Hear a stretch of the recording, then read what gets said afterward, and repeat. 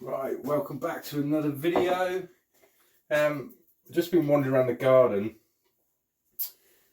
just checking up on things, having a look at things, seeing how they're doing, because obviously we've had a few minuses lately outside, -2, -3. We've had a lot of cold days through the day as well. We've had a lot of hail, which is sat and does sit for a few hours. So yeah, the ground temperature is where it should be. It is January, let's be honest about it. But I like to wander around the garden and just check things, keep an eye on things basically. There's not an awful lot to do this time of year in the garden, so I like to spend that time just checking up on things. You know what I mean. So I've just been looking at this one outside. I brought it in because it is a bit chilly and I'm wearing shorts because I'm crazy. Deshojo. I've had it a long time, this tree, and for years I tried lots of things with it, and as you can see, it's got some battle scars to prove that a majority of it was a fail. I tried air layering it, hence why this one's gone, and this one. Tried it twice. I did this one the first time, I think it was back in 2017. And then I did this one the year after, 2018. And yeah, both of them failed. It didn't happen. So that's why it's looking a bit, sorry for itself. I didn't give up. What I did was I just let it recover, because obviously the majority of the growth, because if you do let deshojos go crazy, they tend to put all the energy in the tops of the trees, where you can see up here. So there wasn't a lot, if anything, down here. It was all coming off of this new shoot, which I was fortunate that it was underneath the air layering, because the tree would have suffered massively, even more so, because it lost all its foliage because of these failed air layerings. So my approach was different. I didn't like the overall shape of it. Dead straight trunk, and this division up here, the division was too high, and also I didn't want to chop one off and carry on as a leader because there was no taper. Although this one here does look slightly thinner now, it's only because it's really suffered and lost all its bark. It's it's looking quite sad in this area. So I didn't want to keep it as a tree and then grow it out. It just wouldn't look right. So the approach was then to thread graft, which I did last year, because I left this tree, as you can see, this new apex, this new top leader. It did take a while for this to establish itself. A good probably 4 or 5 years it took. Obviously I pruned it back to try and keep it under control to create more ramification. But even then, this I kind of knew was going to be either another air layering, because I'm not going to give up. I am going to air layer. But I think when I air layer this, I'm going to go with more of a juvenile tissue, with more of a softer tissue. When I did these, it was already quite established. The bark had already kind of aged. So I got a feeling, I may be wrong, but I got a feeling that's the reason why the air layerings never took. And there was no sign of them taking either. The wood just rotted. It was a complete fail. So the idea is to airlay this top off, but choose an area that's got softer, younger tissue. I think that might make a difference. If any of you guys out there have airlaid any deshojo and you've had success or fail, let us know, because yeah, I've only got the one, and although I've been playing around with it for years, I've never really got anywhere. Maybe it's me, I don't know. Well, it is me, obviously, because other people do it. So yeah, it's all a bit of a mishmash, as you can see, but I've grown out all these, and these I grew out last year, these top ones, and I did a lot, and then thread grafted, where you could see these ones that are coming in, they're all these that are thread grafted, which seems to have taken quite well. One failed, this one here failed out the back here, but I've got a feeling the cat chewed that off because it was the lowest one. But the rest seem to have taken quite well. Now obviously I only did this last year, so I'm a bit reluctant to get carried away, get ahead of myself. Probably leave it another year, I think, for them to really callus around here, really get a good bonding to it and thicken up, because they're quite spindly. And I've gone to all that effort, I don't want to just, you know, ruin it all. So I think it's worth waiting another year. It will add new growth, new ramification, which then will help the branches swell up a bit more. So yeah, it's been a bit of a challenge, this one, but I think finally I've done something half right. So I've had fail after fail with this tree, and it's been quite frustrating, but these thread grafts look like they're doing something, so fingers crossed on that one. And yeah, possibly, well, I will air layer this, but what I don't want it to do is to mature too much around this area, because this is where I wanted to air layer it, so I get these nice bends. But I've got a feeling if I leave it another year, it's going to start hardening up again. It already has started to show signs of it hardening up. But if it comes to it, I can always air layer further up, because these will fatten, and there's some nice shapes in these. So we'll see. But yeah, I'll just sort of bring them in and have a good look, because it's always not worried me, this tree, but I just know that I've never done well with it. So it's always been like one that I go to check,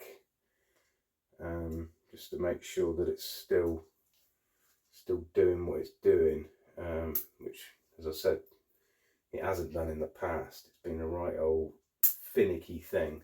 But yeah, I think all in all, I know it looks an absolute mess. It is a mess. It's a funny old shape. It was an actual garden. It was a garden shrub, tree, whatever you want to call it, which I acquired back in 2016, maybe 2015. I was doing a job and somebody was getting rid of a load of plants, and actually the daughter was getting rid of a load of plants for the parents, because they were moving house, they were downsizing, they were moving into a flat, so they had no room for any pot plants. And she was unaware of what it was, and I was unaware of what it was, because when I first saw it, it was in the winter. It hadn't pushed out any leaf or any foliage, so I was a bit unsure what it was. And then of course when it did flush, it produced this, well, you know, deshojo's beautiful bright red leaf, and I was pleasantly surprised. So I kind of landed on my feet, getting it. But it was a funny shape. Everything was really funny on it. Let's say this top division, it had no shape. It was just left in this pot for years to grow. It wasn't particularly healthy. But yeah, I think I don't know really. We'll see what happens. I like to think that I'm going to use one of these as a leader down here. Put my eye out. So we got one. This is the highest one on the thread graft coming out here. You can see that. So it has got a shoot coming out right on the exit on the trunk. So I'll grow that little shoot on, keep this growing a little bit more, and then maybe snip it and then use that as a leader. Because the next one is this one at the back, around here. I'll grab the camera. You can have a look on the camera. Faffing about here. Let's have a look. Right, here we go. Here we go. Right, yeah, this one here. That's the highest one. He obviously enters here, exits here. So I could use that as a leader, which would be quite nice. And then the next lowest one is this one out the back.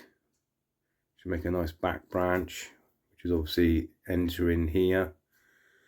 Then we got one coming out here, entering here. And then we got next one entering here, exiting here. And then we got this one down here. This one was the one that failed. You can see on the back, this little dead stub. Yeah, I think the cat chewed it off. Blooming cats, not to worry. So yeah, we're gonna have a few branches coming out. 4 or 5, which I think will be a good start to a short bonsai. So here, I think it'd be quite nice. It's a shame this one failed, because I did this one in this certain area for a reason. And if you can see, that's the original graft. You can see that bulge. So I wanted to hide that. I wanted to kind of disguise that definition of bulgeness with a branch, because it would have well, I assume it would have swollen up on this area where that branch would have come out. But yeah, it failed. I got chewed or something. But not to worry. Not to worry. It's not the end of the world. I mean, everything that's happened with this tree, it's that's just a drop in the ocean. But yeah, you can see where I just chopped it off in the end. This is where the original air layerings, or attempts rather. Yeah, so it's a funny project, but I feel like I'm getting somewhere now. And I think if you do get some awkward material that you're not quite sure what to do with, basically use it as a donor plant or a sacrificial plant for other things. So this is basically it's going to be a donor plant, hopefully, if an air layering takes eventually. So it's going to donate an air layer in. I have tried cuttings. I've had no success on them. And obviously I'm going to salvage the bottom. So yeah, for a piece of awkward material, I'm determined to get something out of it. Yeah, I do find I've tried cuttings every year, different times of the year, different techniques, no success. And I've found that a lot on a lot of red maples. Maybe it's me, maybe, I don't know, I'm doing something wrong, but I've had great success with green leaf maples. Some occasions 100% success in certain years, but red leaf, yeah, I've never ever had one that's striked. Never. They've pushed out the buds. So I did some hardwood cuttings one year as an experiment. They did push out and they leafed and then immediately died, and I pulled them out and they'd not rooted. None of them had rooted. So there's energy in there. And I've tried with no buds on, just a stick. So because I did think they'd pushed out the energy into the leaf and not into the growth of roots. That didn't work. Tried different substrates, everything from sand to perlite to bonsai soil to peat based soil to everything you can imagine. I've tried everything and I've had no success. Greenhousing them, bagging them, shading them, full sun. I even moved a load into a woodland area, covered them in leaves, obviously in pots, but covered it all in leaves over the winter and through the summer to shade them, keep them down. No, didn't work. So, don't know. But if any of you out there have had success with deshojo, let us know. Let us know what you're doing. Or let us know what I'm not doing. More to the point. Yeah. It's been this is the only tree really that's I've had trouble with. Yeah, it's weird. Maybe it just doesn't like me. Fair enough. It's probably because I'd annihilating the top. Yeah, so there we go. Yeah, hopefully this year it will thicken up even more on these branches, and yeah, we can start looking more towards the future of a little deshojo bonsai. So yeah, I thought I'd bring it in, have a look, make sure there's no insects or anything eating it, because obviously where this bark is, it has flaked. It has died back quite a bit, and obviously you got to be conscious of insects getting in, anything like this. So I'll have a quick look and stick it back out in the garden. So yeah, I thought I'd do a quick video on that. I'm doing loads today in the garden, but I just thought I'd bring this one in and have a good look under the light. And also it's blooming cold out. Cool, right, I'll catch you again, guys. Yeah, if you got any comments on deshojo, cuttings, air layerings or anything, please put it in the comment section, because yeah, I'd like to learn, because obviously I'm doing something wrong. Right, look after yourselves. Take care, guys.